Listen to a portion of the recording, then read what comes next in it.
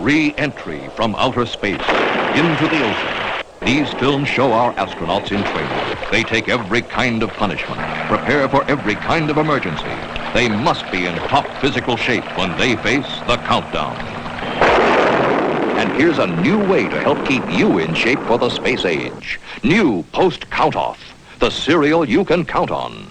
Post Count-Off is made with nutritious oats. You can count on it. Post Count-Off is made in the shape of numbers. You can count on it. Post Count-Off has exciting space news on every package back. You can count on it. So keep yourself fit for the space age with the cereal you can count on. Start your day a little bit better with new Post Count-Off. 3, 2, 1. You can count on it. Hey, who's got the ad?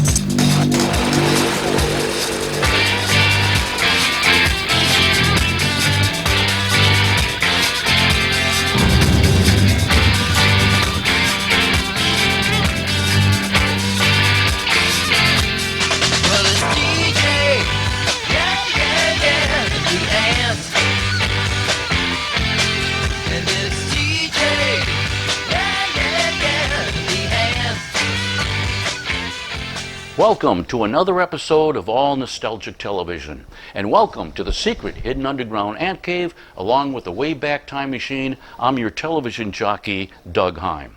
Can you believe there was once a cereal named Count-Off? Well, speaking of counting off, for the first time ever, the Wayback Time Machine is going to be taking us back in time over 100 years.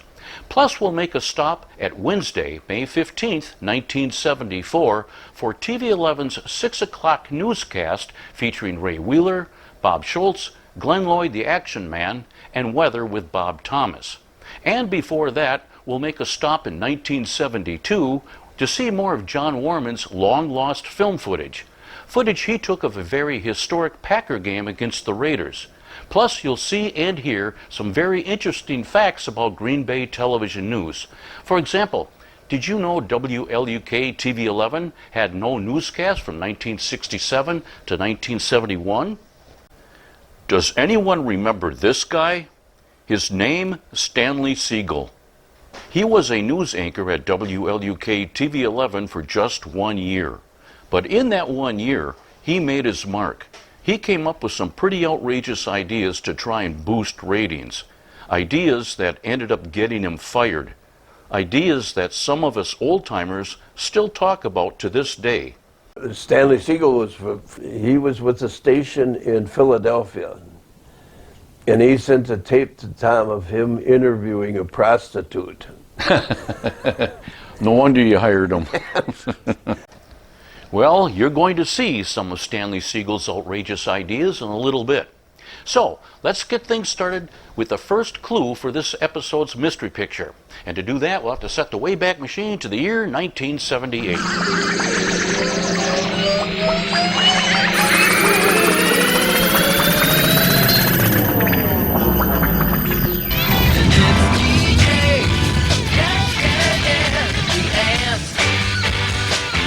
You are looking at an extreme close-up of something, but what? See if you can figure out what it is. I'll slowly zoom out and give you clues throughout the episode, and I'll give you the answer at the end. This 1978 photo is of something that first made its appearance around 1875. This particular object is made of stainless steel. However, they can be made of wood or plastic. No matter what it's made of, they all come with stainless steel blades. More clues coming later. Well, the N in ant will really shine with this next all-nostalgic treasure. When I found this canister of film in John Warman's collection, I got really excited. It's labeled September 24th, 1972.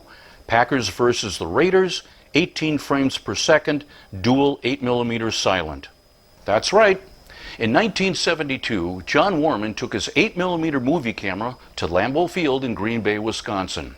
What John didn't know was he was at an event that would become one of the most historic football games in NFL history. An event that will break a 49-year NFL record, and nothing like it will ever happen again for another 28 years. But it did happen on Sunday, September 24th, 1972. So let's set the Wayback Machine to that date.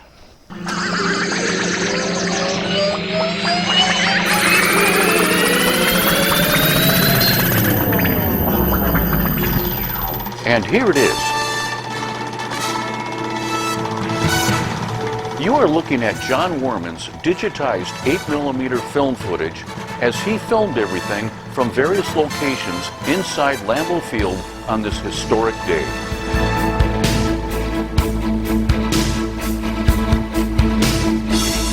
And as you can see, unlike most NFL footage, this footage is raw from the true Packer fan's point of view. And like any good home movie, John not only filmed the football game, he also tried to capture all the excitement of being there live.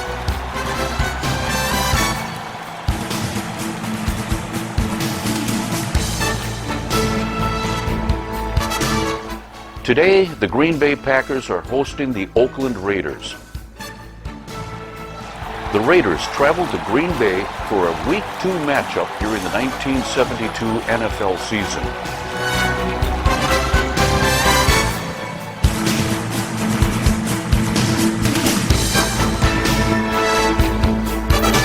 The Raiders had lost their season opener to the Pittsburgh Steelers, and the Packers won their opener at Cleveland. Green Bay's quarterback at the time was Scott Hunter, and head coach was Dan Devine. The Packers took a 7-3 lead in the first several minutes of the game.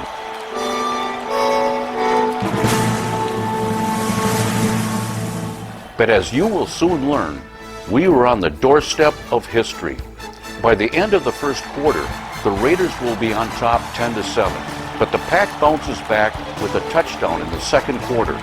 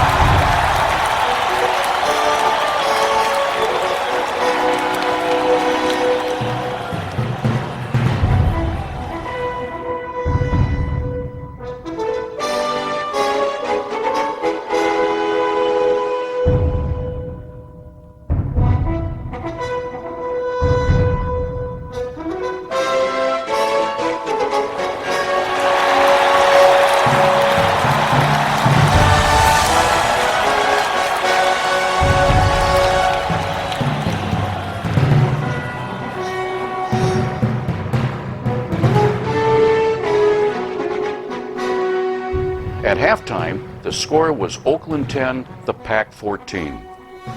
There was a lot of excitement going on.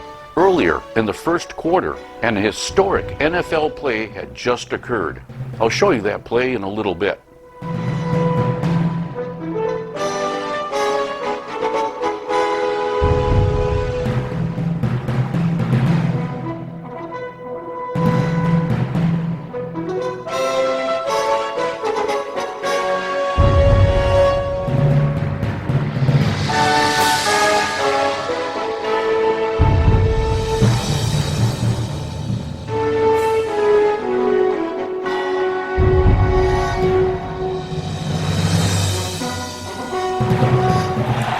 At halftime, the Packers never scored again. However, the Raiders were able to score both a field goal and a touchdown in the third quarter.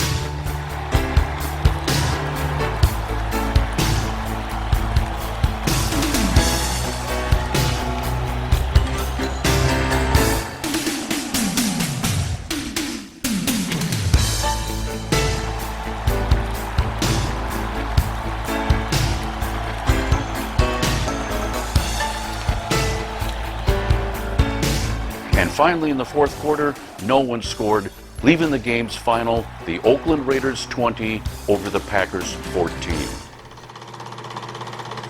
Well, that's the end of John's film reel.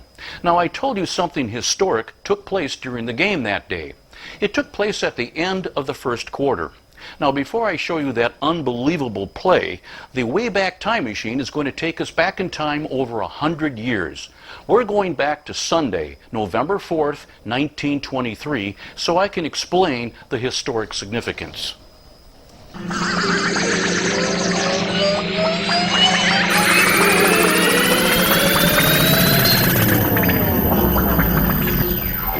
Whew. It's now 1923. The National Football League is already 31 years old. And though they were founded in 1919, the Green Bay Packers are only in their second year of playing professionally in the NFL. And the coach at this time, Curly Lambeau. And in 1923, it was also the second year for another NFL football team named the Ouarang Indians. In the state of Ohio lies a county and city named Marion. This is downtown Marion as it was in 1923. And in 1923, Marion, Ohio supported an all-Native American NFL football team named Ouarang Indians. 1923 also marked the second and final NFL season for the team. But the team made NFL history on this day, Sunday, November 4th, 1923, when they played a matchup with another young NFL team named the Chicago Bears. But one of the players isn't just a player. His name is George Halas. Halas, number 25, played a wide receiver, a defensive end, handled ticket sales, did the business of running the club, and was also the team's coach. Halas's football playing highlight occurred when he stripped the ball from another historic icon, Jim Thorpe of the Ouarang Indians. Halas recovers the fumble and returned a 98 yards for a touchdown, making it the longest fumble return in NFL history and a league record, which would stand in the history books for 49 years into the future, until that one day in Green Bay.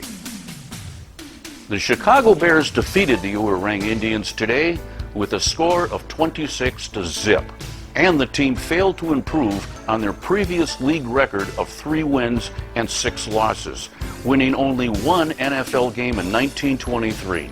They finished 18th of 18 in the league.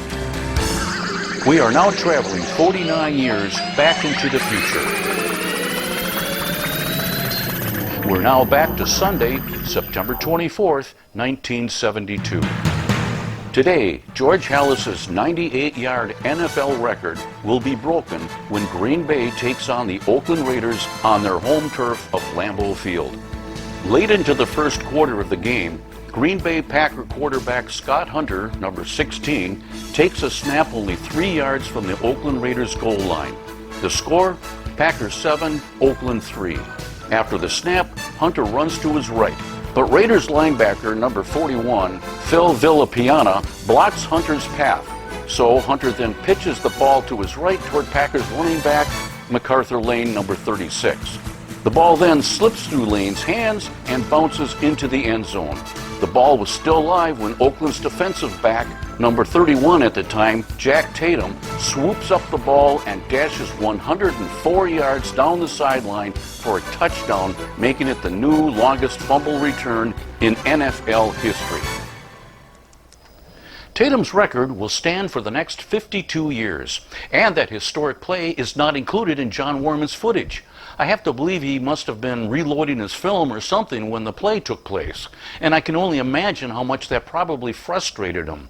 Well, don't worry. Thanks to AFL Godfather at NFL Maverick, here is that historic play.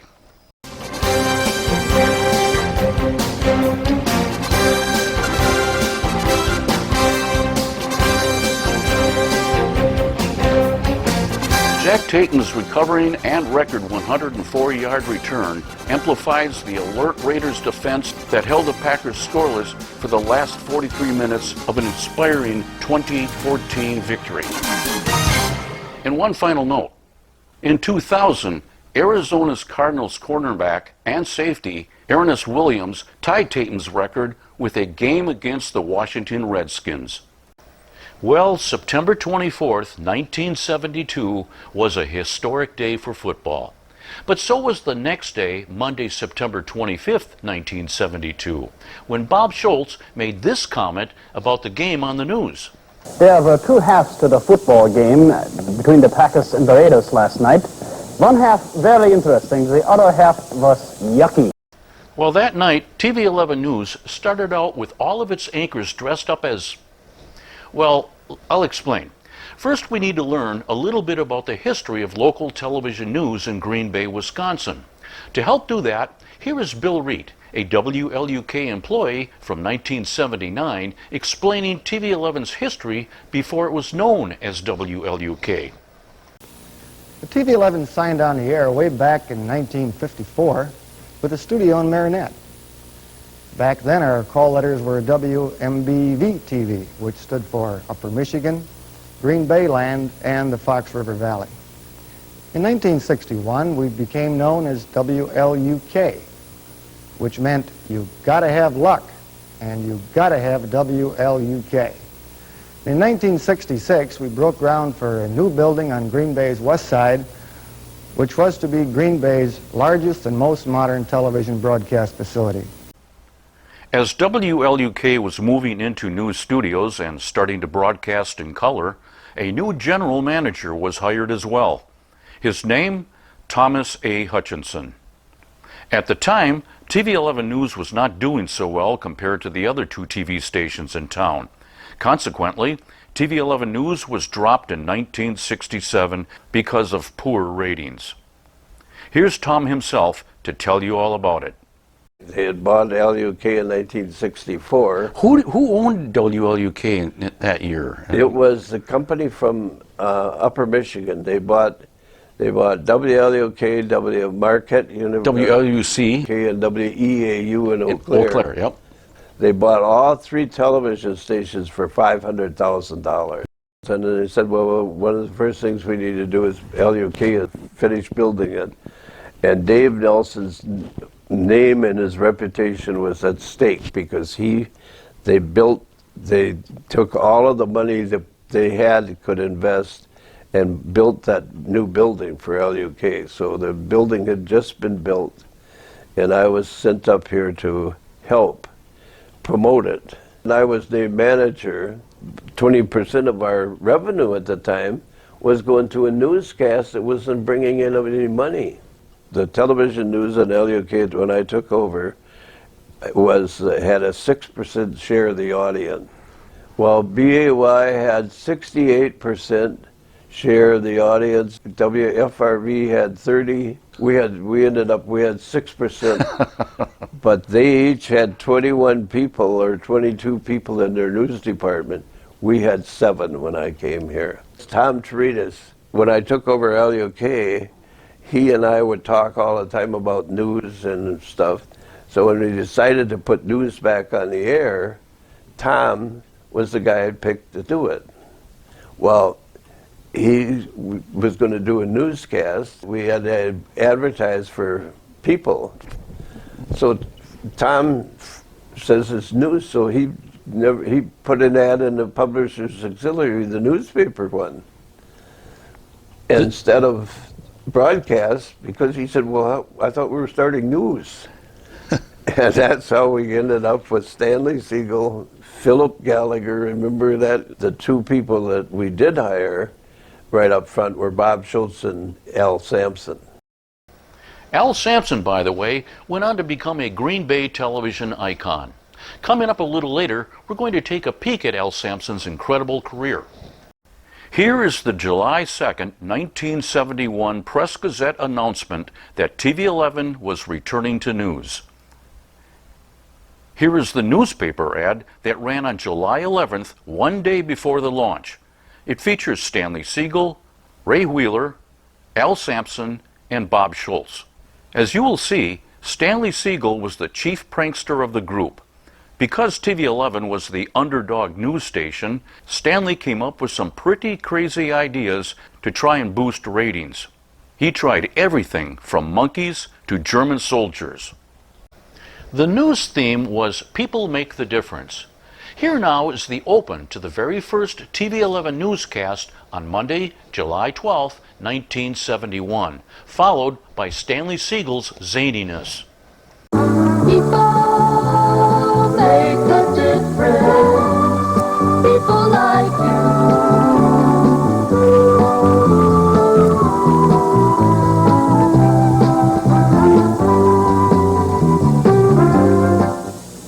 TV 11 News continues. I'm Stanley Siegel.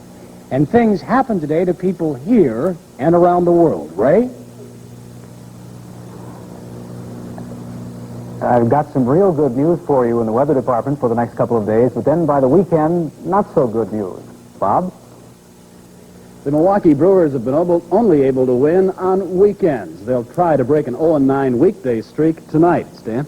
Upcoming, the Action 11 reporter, Galligan, and a few more of my friends.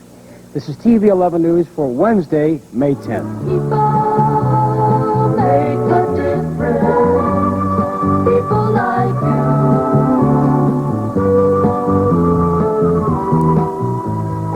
Good evening, everyone. I'm Stanley Siegel. That was Stanley Siegel. Yes. We had Remember him? Stanley Siegel. Yeah. Stanley Siegel? Yeah, Siegel, yeah. Yeah. I don't remember who did. We always had a new opening to the news that night, and it was based on whatever the show that was on before. So we'd had a World War II movie, and then we came movie. Stanley had the helmet on too, right? Yes, Yep, Remember? yep, they all had it his on. helmet on. we came on the air, and I remember this line. I think my line was, There were two halves to the football game between the Packers and the Raiders last night. One half very interesting. The other half was yucky. Can you imagine doing it nowadays? no. This was the very beginning of TV 11 News as we now know it. But it was really crazy. Here now is that historic news open for the late news that took place on Monday, September 25th, 1972. Good evening, everyone. I'm Stanley Siegel from the Alpen Festung here.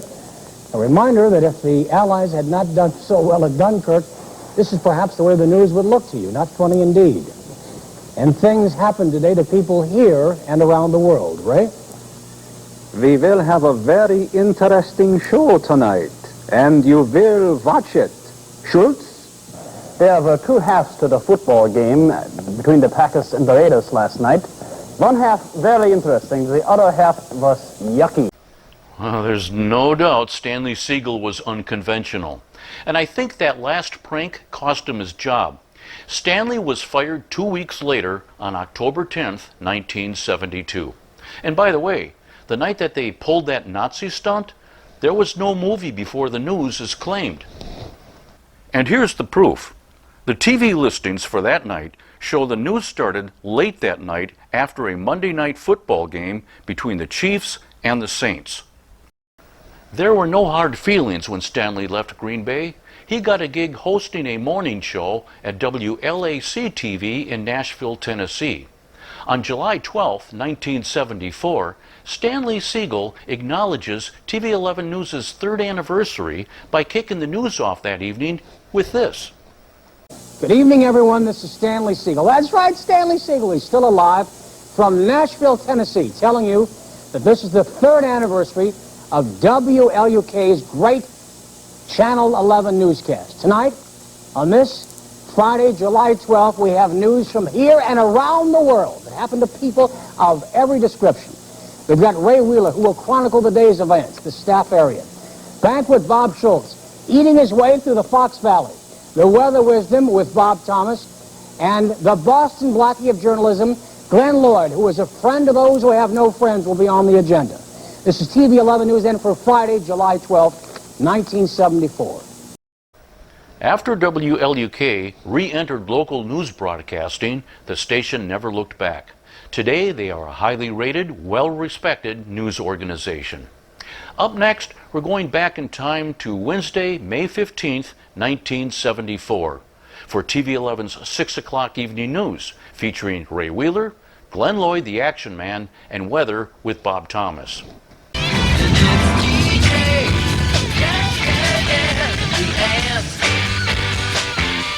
It's time for another clue to this episode's mystery picture. This is a 1978 extreme close-up of something invented 150 years ago. They can be made of wood, plastic, and most commonly, they're made of stainless steel. But no matter what it's made of, it has two stainless steel blades. During the Industrial Revolution, they were mass-produced, and it is still a commonly used device to this day. As a matter of fact, you probably own one. More clues and the answer coming later. Well, right now, the Wayback Time Machine is going to take us back in time to 6 o'clock, Wednesday, May 15th, 1974, to watch TV 11 Evening News featuring Ray Wheeler, Bob Schulze, Glen Loyd, and Weather with Bob Thomas. And keep in mind, this was at a time that TV 11 News was just starting to take the lead in local news.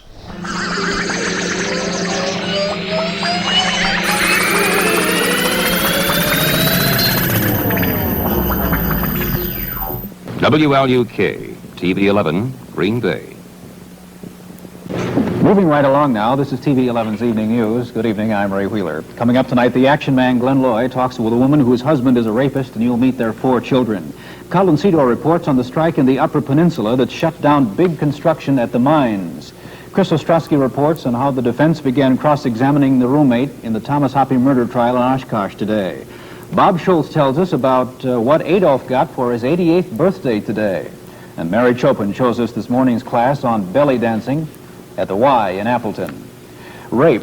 It's happening in our towns, and it's on the increase. This week, Glen Loyd, the action man, is asking why. Here's how some of our viewers have been reacting to the series. A lawman wants Glen to get a clairvoyant, Peter Herkos, to help break a rape murder case. Action 11 is working on that right now. A young woman called to say she was treated very nicely by police when reporting a rape. And the family of a convicted rapist invited Glen to their home to express sympathy for victims and loyalty to the sick man who did it. Glen went to their home today. When Frank Deichler met Karen 5 years ago, he was on parole after being in and out of prisons such as Sing Sing and Attica for 15 years. Despite Frank's record, Karen married him and adopted her 4 little girls. Then they moved to Elkhart Lake, and Frank became an insurance agent and loving father. But his life fell apart when his past caught up with him. Frank, now 35, lost his job and robbed the savings and loan at gunpoint. Something snapped in his head, and that's why he's in Central State Hospital in Waupun. He raped a housewife in Sheboygan. He raped another housewife in Milwaukee. He also raped 2 teenage girls hitchhiking. One of the girls was 14, just a year older than his eldest daughter. Frank Deichler's family has great sympathy for his victims. The Deichlers suffered too. I was hurt. I felt like, where did I go wrong?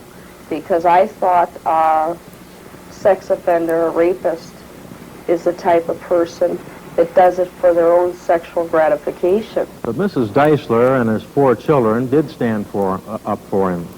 Tomorrow on Action 11, the 4 little girls tell why.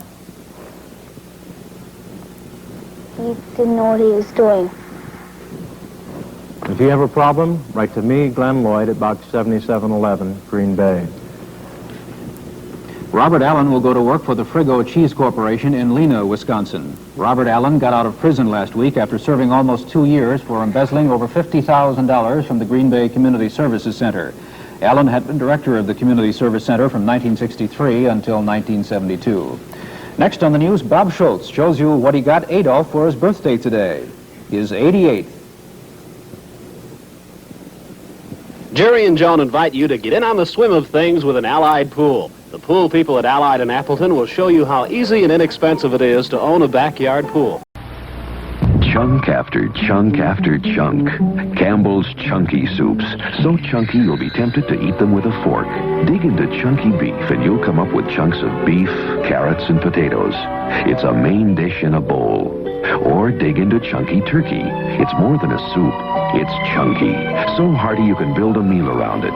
Campbell's Chunky Soup. So chunky you'll be tempted to eat them with a fork. But use a spoon. You'll want to get every drop. When we last visited with Adolf Fick, he was 86 years old. Every winter's day, he would jog 3 miles on a track inside the Green Bay YMCA. Today, Adolf Fick is 88. We celebrated the event by arranging a tennis match at Four Seasons with pro Bob Ludke. Like everything else, Adolf took 88 in stride. Well, same as always. Go on forever, huh? Yeah. I asked Adolf how his health was at 88. His reply, I feel like I could live forever. He'd enjoy it. Looks like he'll be teaching tennis pretty soon. The National Assembly in Turkey passed a controversial amnesty bill today that will reduce the life prison sentences given Kathy Zenz of Lancaster, Wisconsin, and 2 other Americans jailed on drug charges. But Kathy and the 2 others will still have to spend the next 12 years in a Turkish jail. They were arrested just before crossing the border when guards found hashish in the Volkswagen buses they were driving. Let's see what devilish delights Mother Nature is going to dish up for us tomorrow. That word unsettled is very unsettling to the eye, Bob Thomas. What's going to happen? Well, you liked your rain the other day. Might as well give you some more of it. Yeah, we got some more coming our way. So that's the best I can say. We go up and down as far as our precipitation patterns are concerned. The unfortunate part, temperature-wise, we stay below normal. And the pattern is really just about the same. Nothing too drastic, but even tonight, the fact we've had some clouds around here, a lot of these are in the process of breaking up a little bit. I'd say from around Green Bay to the north, there's a chance of some light frost or even some light freezing conditions farther up on from the north. Even this morning, up around from Manitowish Waters down through Eagle River, they had a little light snow up through there. So this is springtime, but you're going to be pretty hard-pressed to tell it. As far as activity, the one low has moved well onto the east of us, the high-pressure ridge in the process of going through, not a strong one, and also moving quite rapidly. If you recall yesterday, one of the things I want to stress, we've got a very strong band of westerlies coming across the northern part of the country. As a result, it pushes these fronts at a quite rapid pace. As a result, remember yesterday this was clear out in the northwestern states. We're looking for it in the western part of the Dakotas. This is where it's located and will continue on eastward and should go through the eastern part of Wisconsin tomorrow evening. Well, along with that, now we've got southerly winds. A lot of it is being held up with this frontal system down to the south of us. In fact, looking at the satellite picture, you'll see an extensive area of cloud cover really starting from around northeast Arkansas right on up through the Appalachian Mountains. Now, down in the northeastern part of Arkansas, you can see that very little tip of activity down through there. Well, for a while it was raining about 3 inches an hour, and they have better than 9 inches of rainfall in parts of that area. Some localized flooding conditions, needless to say. You see the variable cloudy conditions we've had in our region varies anywhere from sunshine to almost overcast clouds. Now here's activity beginning to come in from the Montana region in through the Dakotas, and that will continue eastward. As a result, tomorrow it should be an off and on pattern as far as showers and some thunderstorms. I think the thing's going to move fast enough, though, then that by tomorrow night most of this should be ending and moving on to the east of us. So at least from that standpoint, it's pretty good. The way things are going then, I think Friday and most of the day Saturday should be on the plus side for us, still below normal temperatures, but look again for another round of some showers of thunderstorms by Saturday night or Sunday. So this complex low, the deepest part in the Pueblo, Colorado region, should be up near Chicago and then moving to the east of us tomorrow night.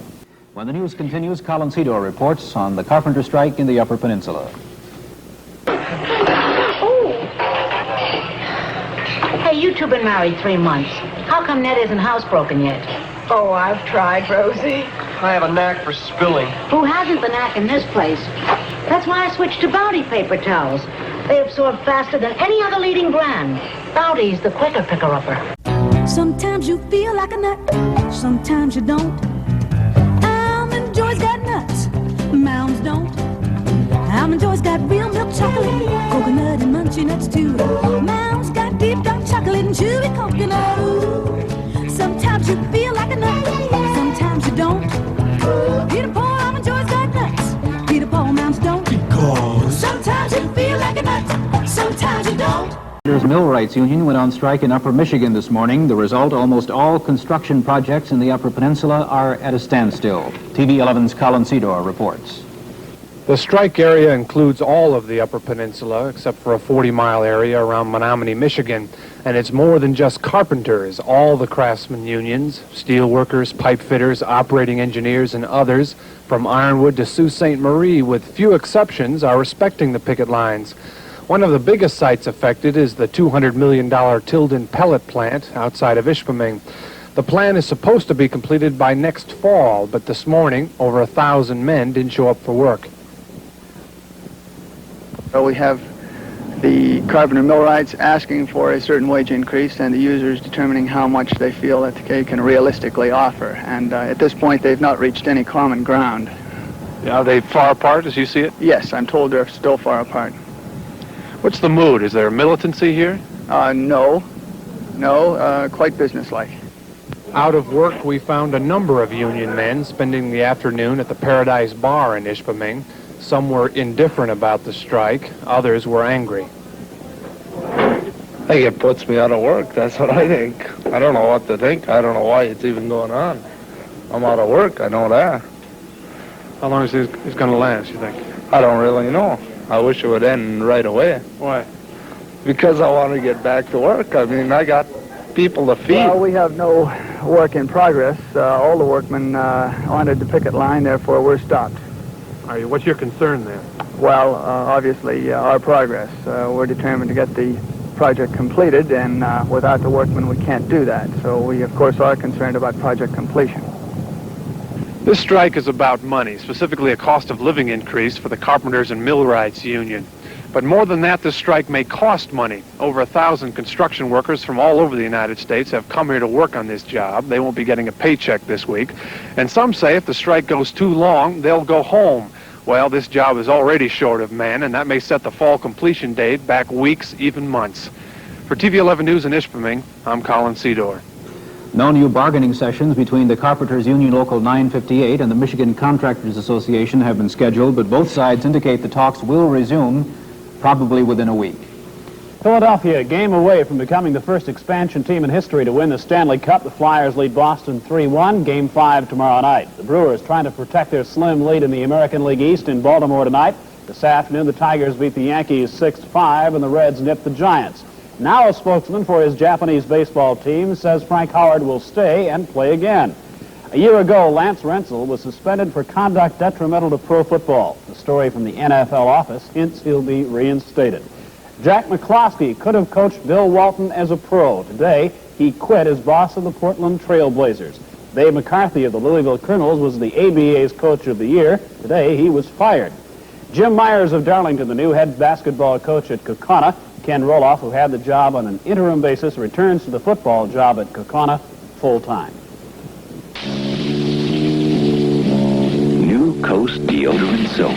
A crisp, exhilarating scent and handfuls of bubbly lather combine to tingle your senses. It makes you feel more than clean. It actually brings you back to life. Refreshing Coast. An eye-opening experience. Wow, do I feel good today? How are you getting to work today? Backstroke. Bring yourself back to life. New Coast Deodorant Soap. The eye-opener. One of the most popular pictures of our time.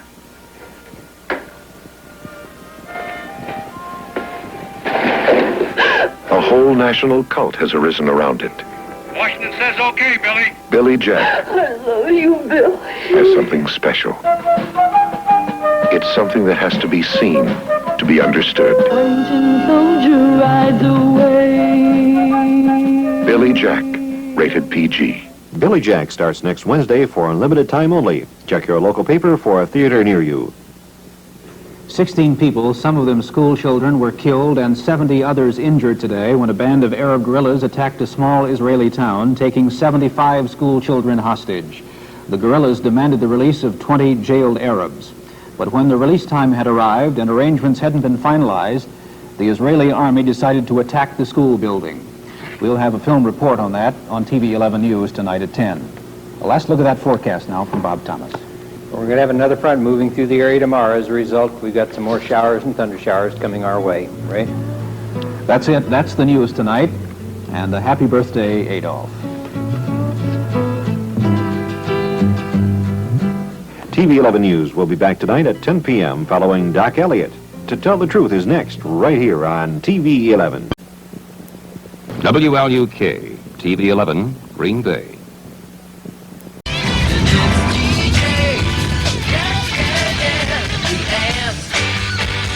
It's time for another clue to this episode's mystery picture.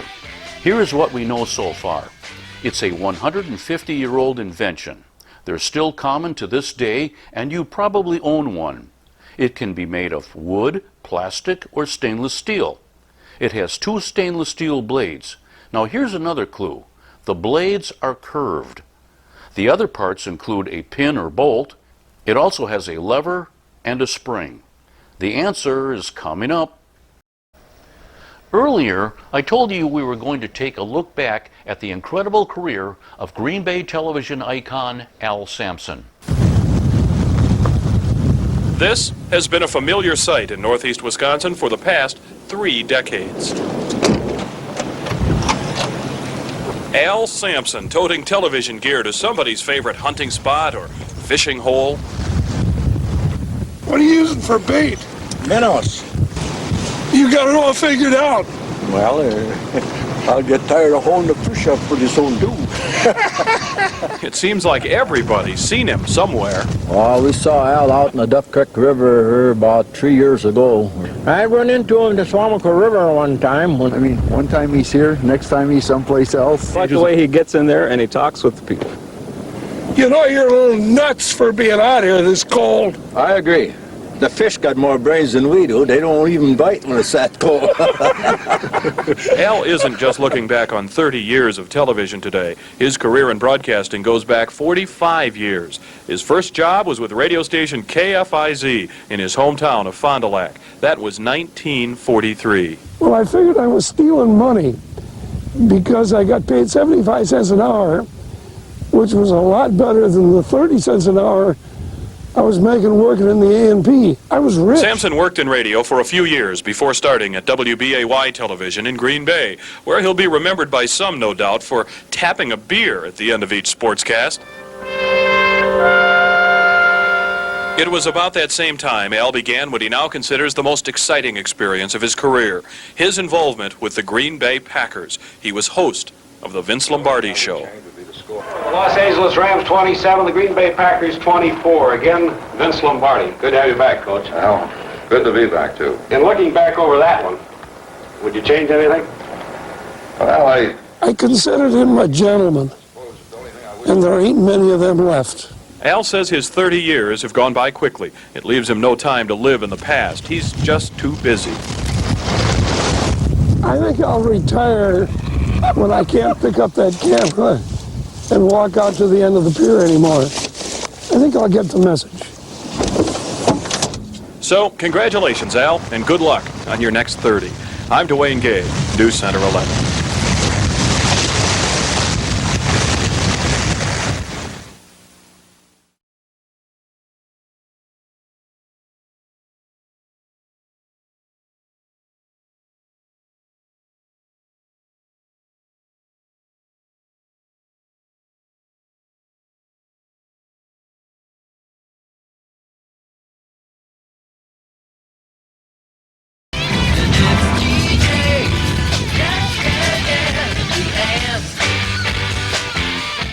It's time for the answer to this episode's mystery picture. We know it's a 150-year-old invention. They're still common today. You probably own one. It has 2 curved stainless steel blades. Its parts include a pin or bolt. It also has a lever and a spring. The final clue, the blades do not cut. They clip. Are you ready for the answer? It was a nail clipper. Well, that's it for this episode of All Nostalgic Television. Thanks for watching. And if you keep watching, I'll keep them coming. You're still the one.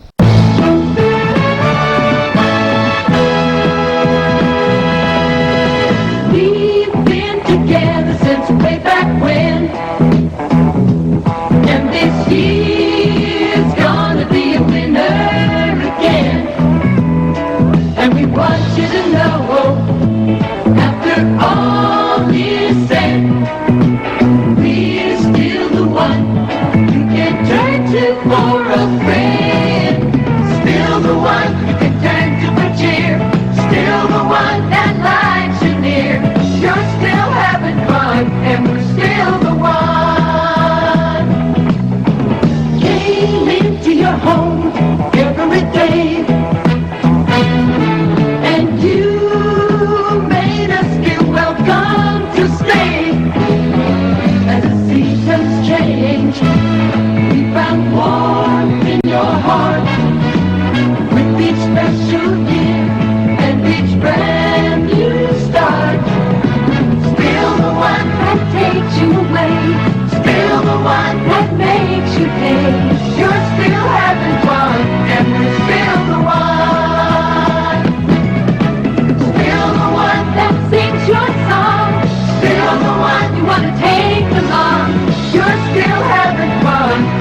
Still the one.